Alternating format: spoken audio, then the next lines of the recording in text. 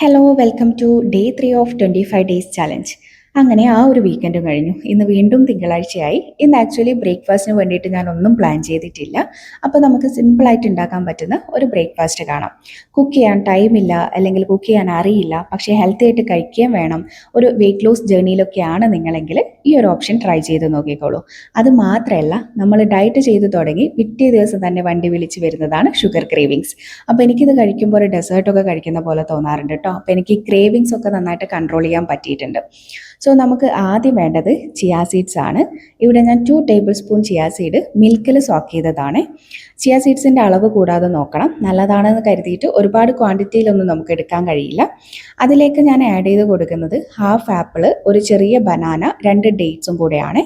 ഇതിൻ്റെ കൂടെ നമുക്ക് നട്ട്സ് സീഡ്സ് ഒക്കെ ചേർത്ത് കൊടുക്കാം. ഞാനിവിടെ കാഷ്യൂ നട്ട്സ് കൂടെ ആഡ് ചെയ്യുന്നുണ്ട്. ചിയാ സീഡ്സ് നന്നായിട്ട് വാട്ടർ അബ്സോർബ് ചെയ്യും. സോ കുറച്ച് കൂടെ മിൽക്ക് ഒഴിച്ച് കൊടുക്കാം, അല്ലെങ്കിൽ വാട്ടർ എടുത്താലും മതി കേട്ടോ.